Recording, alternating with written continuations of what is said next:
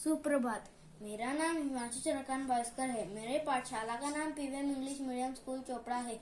मैं कक्षा चौथी में पढ़ता हूँ। आज मैं आपको एक कहानी बताने जा रहा हूँ जिसका नाम है आत्मविश्वास का दीपक। एक बार एक बड़े राज्य ने एक छोटे राज्य पर आक्रमण कर दिया था। उस राज्य के सेनापति ने राजा से कहा, महाराज, आक्रमणकारी सेना के पास बहुत संसाधन है, हमारे पास सेनाएं कम है, संसाधन कम है। इस युद्ध में हम निश्चित ही हार जाएंगे। बेकार में सैनिकों की जान गंवाने से कोई मतलब नहीं। यह कहकर सेनापति ने अपनी तलवार राजा के पैरों में रख दी। फिर राजा बहुत घबरा गया। फिर वह अपने ही राज्य के एक ज्योतिषी के पास गया और उसे सारी बातें बताई। फिर ज्योतिषी ने राजा से कहा कि तुम अपने सेनापति को फौरन हिरासत में ले लो, उसे कारागृह में भेज दो, वरना हार निश्चित है। अगर सेनापति ऐसा सोचेगा तो सेना क्या करेगी? आदमी जैसा सोचता है वैसा हो जाता है। फिर राजा ने ज्योतिषी से कहा, अगर सेनापति को कारागृह में भेजेंगे तो युद्ध कौन करेगा? फिर वह बूढ़ा ज्योतिषी बोला, मैं। वह बहुत बूढ़ा था, उसने कभी कोई युद्ध नहीं लड़ा था, और तो और वह कभी घोड़े पर भी नहीं चढ़ा था।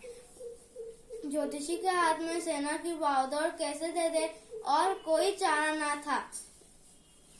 फिर राजा ने सेना की भागदौड़ ज्योतिषी के हाथों में दे दी। फिर वह ज्योतिषी सेना के आगे आगे चल दिया।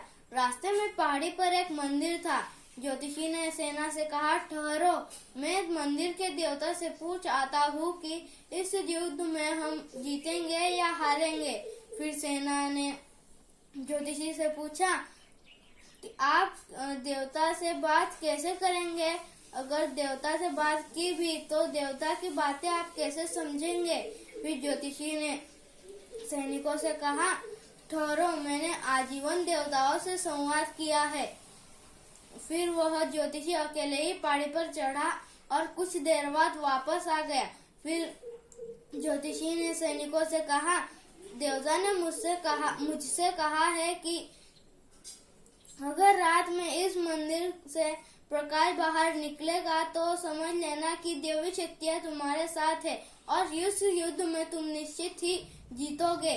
अगर प्रकाश नहीं निकला तो समझ लेना दिव्य शक्तियां तुम्हारे साथ नहीं है और इस युद्ध में तुम हार जाओगे। फिर सैनिक सांस रोके रात होने का इंतजार करने लगी। फिर रात हुई और मंदिर से प्रकाश छन छन कर बाहर आने लगा। फिर सेना रण क्षेत्र के पास पूछ कर गई और 21 दिन तक घमासान युद्ध हुआ। फिर सेना विजयी होकर लौटी। रास्ते में फिर वह मंदिर पड़ा। सेना ने कहा, चलकर देवता को धन्यवाद देते हैं जिनके प्रताप से हमने ये युद्ध जीता है। फिर वह ज्योतिषी बोला, कोई जरूरत नहीं। फिर सेना बोली, बड़े कृतघ्न मालूम पड़ गए आप, जिनके प्रताप से, जिनके आशीर्वाद से हमने ये असंभव सा युद्ध जीता है, उनको भी धन्यवाद देना आपको मुनासिब नहीं लगता? फिर वह ज्योतिषी बोला, वह दीपक मैंने ही जलाया था, जिसकी रोशनी तुम्हें सुबह के उजाले में नहीं दिखी, परंतु रात्रि के घने अंधेरे में तुम्हें दिखाई पड़ी। तुम जीते क्योंकि तुमने मन में ठान लिया था कि इस युद्ध में हमें जीतना ही है।